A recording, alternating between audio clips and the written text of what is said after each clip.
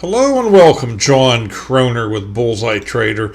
I'd like to welcome you to the Artificial Intelligence Holly and Market Update for Tuesday, December the 18th, 2018.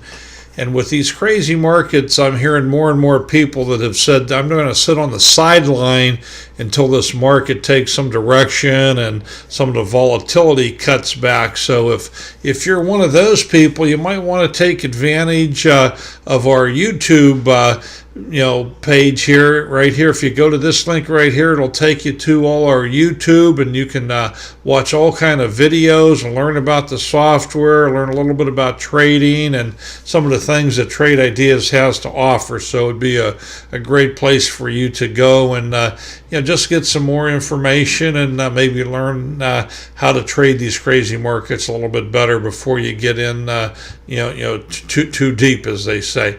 And with that, let's go ahead and get started and see how these markets ended up. The IWM Russell 2000 small caps, we had a gap up, and you're going to see the gap up across the boards, but once again we could not hold it. We had the volatility. We were up, we were down, we were up, and then we came down. So you can see actually closed below yesterday's close by just a wee little bit on that. The spiders, much the same story. We had the gap up, a little pullback, and then attempt to get back to it, and did not quite get to it, and then we pulled back.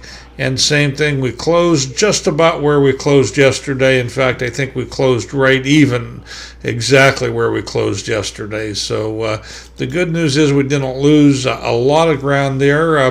The Qs, same thing. We had the gap up, then we had the pullback. So, but basically a doji candle here for the day, but it is up from yesterday. So, I guess take that for what it's worth. And the diamonds, much the same story. The gap up, a little pullback, back up again. Did not quite get up to where we were earlier in the day, and the pullback, but yet still closed above yesterday's close. So, a lot's going to depend on what happens tomorrow, and with this political environment, it could be interesting here. So stay tuned, and we'll see what happens as the week progresses. Now, as far as Holly, quite frankly, her woes are continuing also.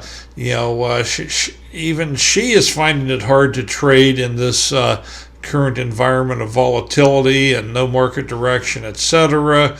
It kind of plays with everybody's plans, and what was normal is no longer normal again. So you almost have to, you just take a step back and get your your footing, and see where you are and where you're going. But Holly Grail ended up with 10 trades for a loss of $1.23, and risk one was even worse, a loss of $2.50. And you can see here her best trade was a long trade, YEXT. She made a quarter on it for a timed exit. Okay, got in it here, sold it there. Had you stayed in till the end of the day, you would have only made 7 cents. And let's see, and her best trade on the risk on was DNLI, and she got out for a 5-cent loss for a reduced risk when she first got in it. But it did start performing a little bit then towards the end of the day. Ended up making 29 cents on the day for that. And now we'll move on to Holly 2.0. 14 trades there for a loss of 38 cents. And she made 90 cents in the risk on category. So let's see what got into that. Oh, we had a short trade, Bond Shorty. That was developed by Bonpara, that you'll see if you're following much of the YouTube videos, etc. But made 40 cents on a timed exit. So you can see here, very nice trade all day long on the short side. Had you stayed in till the end of the day, $1.59, and that was the best in both categories. So Holly 2.0 had at least one nice trade there. Now we're on to Holly Neo, 17 trades for a 49-cent loss, and the risk on was a loss of 283. And let's go ahead and move our charts up high so we can go ahead and see there. We had a a long FSLR for solar, and she hit the target $1. So boom, right there, straight up. Look at that. And had you held till the end of the day, you would have only made 26 cents. But look at the volatility there. After she got out, pulled back, then it went back up even a little bit higher, and then it pulled back. So entries and exits are so important with this current environment. And her best trade on the risk on side was OSTK. But same thing, this was a short trade.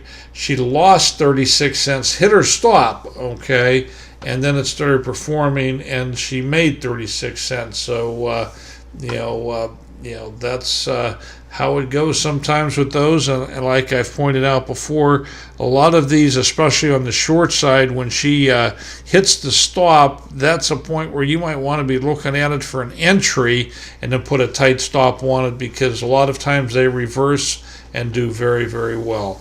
Now, we also like to bring in our Excel spreadsheet, so let's go ahead and do that and see how that's looking for today.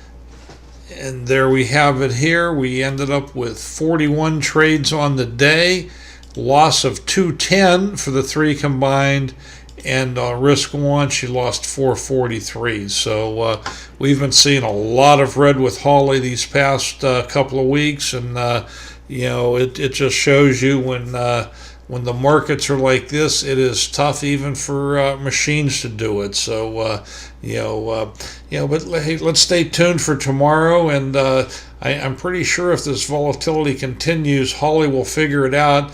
And you keep watching as the days go on. If this continues, she's going to start performing better and better.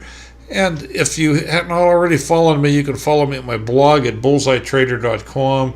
You can follow me on Facebook, Twitter, StockTwits. If you got anything out of this video, we'd appreciate getting a thumbs up, maybe dropping a comment, maybe sharing it so other people can be exposed to these videos. And also, if you haven't already, consider subscribing so that you never miss one. You can even hit that bell down there so that you get alerted every time I post a new one. So, hey, I want to thank you for watching, and God bless.